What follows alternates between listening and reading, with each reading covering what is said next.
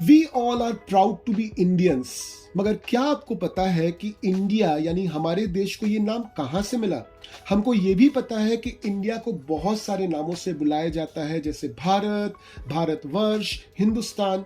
तो ये सारे नाम कहां से आए, ये देखते हैं आज के सेशन में। तो hello CBSE class 6 students, hope you have seen the part 1 of chapter 1। So let us start with the part 2 of chapter 1। चले जाते हैं पेज नंबर 2 में, जिस पेज को हम पिछले सेशन में भी रेफर कर रहे थे। और यहां पे हम गौर से देखते हैं इंडस रिवर को। संस्कृत में इस रिवर को बोला जाता था सिंधु। अब जब लोग ईरान जैसे देशों से, जो वेस्टर्न पार्ट ऑफ इंडिया में है, वहां से जब इस इलाके में आए तो उन्होंने ये सिंधु रिवर या इंडस रिवर को देखा। तो इन लोगों ने क्या किया, उस रिवर के ऑपोजिट साइड में, यानी कि आज जो इंडिया का पोर्शन है, उस साइड के लोगों को बोलना शुरू कर दिया हिंदू। तो यहां से हिंदू वर्ड आया। उसके बाद जो ग्रीक लोग थे, जब वो इंडिया की तरफ आए तो उनसे ये सिंधु वर्ड या हिंदू वर्ड प्रोनाउंस नहीं किया गया, तो उन्होंने इस वर्ड को प्रोनाउंस किया हिंडोस या फिर इंडोस। और यहां से आया बेसिकली द नेम इंडिया। अगर हम बात करें इंडियन रिलीजियस टेक्स्ट्स की, लाइक ऋग्वेद, तो north western part of Indian subcontinent को करीबन आज से 3500 साल पहले नाम दिया गया था भारता। लेटर ऑन यही नाम चेंज होके बन गया भारत। बट एक बहुत इंपॉर्टेंट क्वेश्चन यहां पे अराइज होता है, हम अपने पास्ट के बारे में इतना कुछ जानते कैसे हैं? तो यही सवाल आप देखिए रशीदा ने पूछा था पेज नंबर 1 में। रशीदा का क्वेश्चन क्या था? Rashida sat reading the newspaper. Suddenly, her eyes fell on a small headline. 100 years ago. How? She wondered. Could anyone know what happened so many years ago? तो इतनी पुरानी बातों को हम जानते कैसे हैं? हम अपने इतिहास को, हम अपने पास्ट को जानते कैसे हैं? तो अपने पास्ट को या हिस्ट्री को जानने के लिए दो इंपॉर्टेंट चीजें हमको चाहिए। एक है जिसको हम लोग बोलते हैं रिटन डॉक्यूमेंट। तो रिटन डॉक्यूमेंट दो तरह के हो सकते हैं, एक जिसको हम लोग बोलते हैं मैन्युस्क्रिप्ट और दूसरा जिसको हम लोग बोलते हैं inscription. Now what are manuscripts? Manuscripts are handwritten text. Now this text used to be written on dried palm leaves or a tree bark found in the Himalayan region. तो हिमालय के रीजन में एक पेड़ हमको मिलता था, उसका जो छाल होता था उसको ड्राई करके, या फिर पाम का जो पत्ता होता था उसको ड्राई करके लोग पहले लिखते थे। इन सभी चीजों को हम लोग बोलते हैं, इन सभी रिटन डॉक्यूमेंट्स को हम बोलते हैं मैन्युस्क्रिप्ट।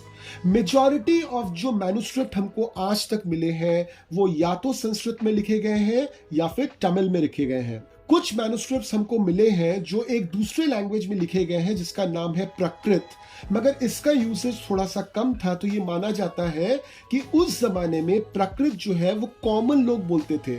जो लोग पढ़े लिखे होते थे या तो वो संस्कृत में बात करते थे या फिर तमिल में बात करते थे। अब इन मैन्युस्क्रिप्ट्स में बहुत तरह का इंफॉर्मेशन हमको मिलता है। साइंस का इंफॉर्मेशन मिलता है, मेडिसिन, उस समय के जो राजा थे उनका जीवन कैसा था। बहुत समय ऐसे मैन्युस्क्रिप्ट्स मिले हैं जिसमें पोएम्स लिखी हुई हैं, बड़ी बड़ी गाथाएं या एपिक्स लिखी हुई हैं। इनमें से बहुत सारे मैन्युस्क्रिप्ट्स हैं जो कंप्लीटली डिस्ट्रॉय हो गए हैं, दो वजह से। एक है ऑब्वियसली नेचुरल कॉज और दूसरा है मैनुअल कॉज।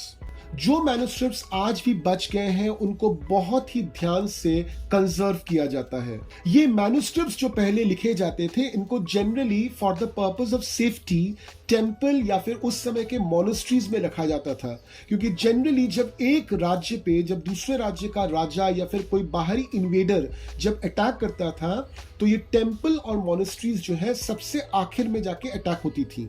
तो इसलिए मैन्युस्क्रिप्ट्स को रखने की या फिर छुपाने की सबसे बेस्ट प्लेस ये टेम्पल्स या मोनेस्ट्रीज मानी जाती थी। मैन्युस्क्रिप्ट्स के साथ और एक चीज भी हमको ह्यूज अमाउंट में मिलती है, ह्यूज नंबर्स में मिलती है, that is inscriptions on stone and metal. उस समय के लोग, जनरली उस समय के राजा, अपने विचार या फिर अपनी जो अचीवमेंट्स हैं या अपनी जो कहानियां हैं फ्यूचर जनरेशन को बताने के लिए इनका इंस्क्रिप्शन बनवाते थे। आज के दिन में बहुत सारे लोग हैं जो हिस्ट्री के बारे में पढ़ाई करते हैं, हिस्ट्री के बारे में इंफॉर्मेशन इकट्ठा करते हैं, और इनको हम बोलते हैं हिस्टोरियंस। साथ में हमको ऐसे भी लोग मिल जाएंगे जो इन पुरानी जगहों पे जहाँ पे एक्सपेक्टेड है कि अर्ली डे पीपल रहते थे, वे वहाँ पे जाते हैं, वहाँ से तरह तरह के एविडेंसेस खोज के निकालते हैं, जैसे उस जमाने में यूज किए हुए पॉटरी, उस जमाने में यूज की हुई टॉयज या फिर कॉइन्स। तो इन तरह के लोगों को हम लोग बोलते हैं आर्कियोलॉजिस्ट्स।